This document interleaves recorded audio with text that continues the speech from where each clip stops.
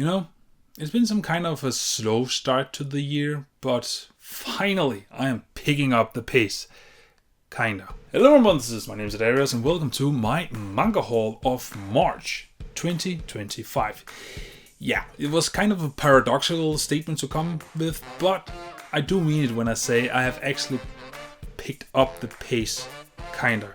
Even if today's haul is smaller than normal, but we'll get into it later on. Let's jump straight into my manga haul. And first up we have Kaiju number 8 volume 12, the next entry in Kaiju number 8, and I just gotta say I love the printing quality and finish of these manga volumes, and that goes for all of Kaiju number 8. They have this metallic finish to it that just make any, especially battle suits or monsters, really stand out. It makes it very clean to look at. I really do enjoy my time with Kaiju number 8. It is trying to wrap up, but then again it has been trying to wrap up for the past 2 or 3 years. It's just doing it at a slow pace, but luckily once you get it into the volume format it actually goes quickly, so it's not really a bad thing. But yes, Kaiju number 8 volume 12.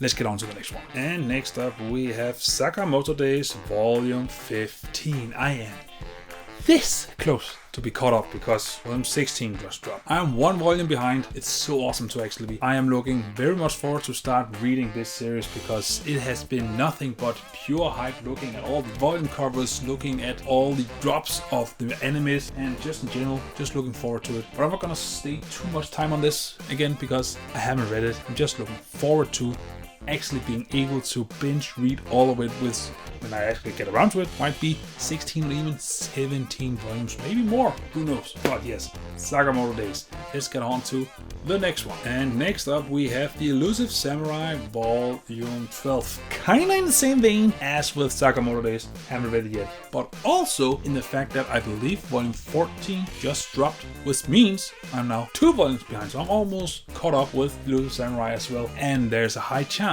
that before we get to summer I will be caught up, and then all the new shonen series that I started last year with Danada and Sakamoto Days and Elusive Samurai, well, I've been caught up with them, which is awesome. But again, I'm not gonna delve too much on it because I haven't read it yet.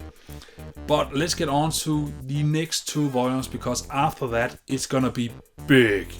Let's get to it. And next up we have Record of Ragnarok volume 13. This volume wraps up the fight between Buddha and Kaiju, which means after that we should be almost halfway through the story. Not gonna delve too much on it, just that it is awesome to actually be wrapping up that fight and getting to one of my personal favorite fights with this Quinn and Hades, but more on that on a later haul, I guess. Let's get on to the next one, which is kinda an insane entry for various reasons. And next up we have Black Clover volume 36. So this is insane for 2 reasons mostly. One, it actually includes the first chapter in the new schedule of Black Clover, which was moved to Shonen Giga, where they release 3 times a year, and Black Clover in those time slots releases roughly 3 chapters, which means it takes more than a whole year to accumulate enough chapters for a single volume. But the second fact is, this is the latest volume in Japan as well. We have actually caught up with Japan, which is insane for an ongoing series, but that's just how it is. It also means it's gonna be a long time before we're gonna get volume 37, and who knows how many volumes there's gonna be left before this series wraps up, since it is the final arc. It looks like we're going to get the final fight maybe the final fight soon, and also kinda already are in the middle of it. But yes, Black Clover just being caught up with the currently latest Japanese volume in an ongoing series is just unprecedented. But yes, volume 36, which is a big deal. I'll get to it later on. But now we're gonna move on to some titans of volumes, and also it was gonna link back to what I said in the beginning of this video. And first up we have Trigun Maximum volume 4. 4 down, 1 to go. And I also think that this edition, design-wise, is the best from Dark Horse yet. Berserk and Hellsing is kinda lackluster in the fact that they all have the same covers. For Hellsing it's just the red cover with the title and then the cross, whereas with Berserk it's just the brand of sacrifice and the title Berserk, and that is it. Where with Blade of the Immortal it was the cover of the original omnibus, but with here they have done a different cover with a different weapon, or at least a different drawing for each volume, and I just think this is awesome. I wished we had this on Hellsing and Berserk moving forward, but also I'm hoping it means that whatever is gonna get the deluxe edition treatment, oh I cannot speak, deluxe edition treatment next, they're gonna go in the same direction.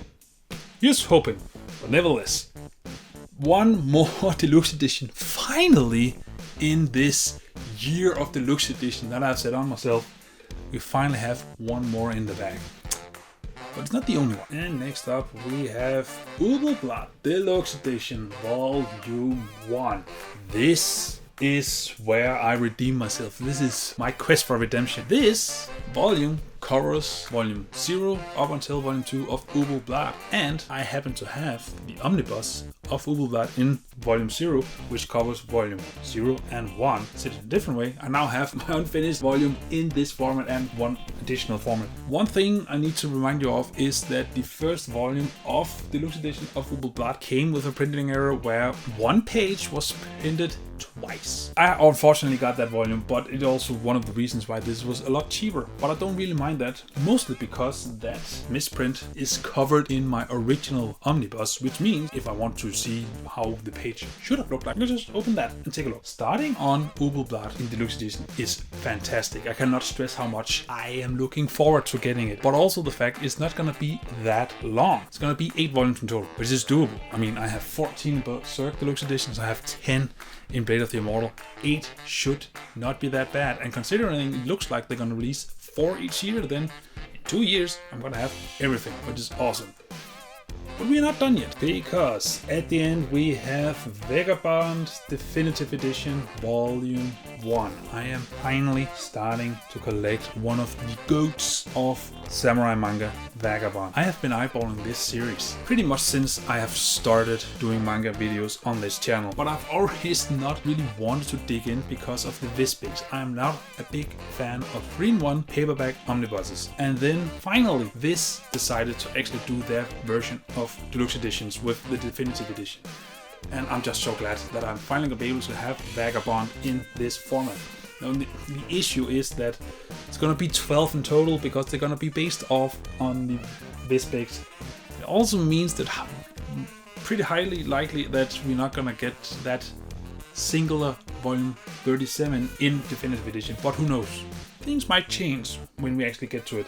But yes, Vagabond, looking very much forward to actually start reading this, and also think it's a unique take on having the slipcover, just the bottom half with just the face of Musashi, but at least it's different. But I also think it's great that more and more publishers are doing their spin of the Deluxe Edition. Dark Horse pretty much just steered the course for all the rest for many years. Then we finally got Kodansha with Vinland Saga. I don't have them, but at least we have those. And now we also have Yen Press and Viz doing their version of a deluxe edition. I just want more mangas to get the treatment, but it's looking very much awesome to actually see it happening. Now, let's just briefly take a look at my wishlist, because we have a small update. So let's just bring my wishlist up here, and we have a singular update, which is Black Clover Volume 36. This is the only volume I'm gonna get this year, no doubt about it.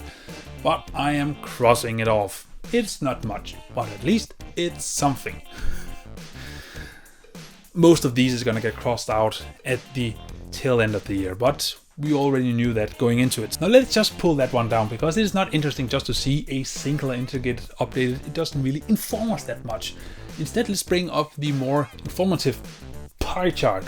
And as you can see, I have now collected 28% of my wish list, which is not bad considering we are 25% through the year.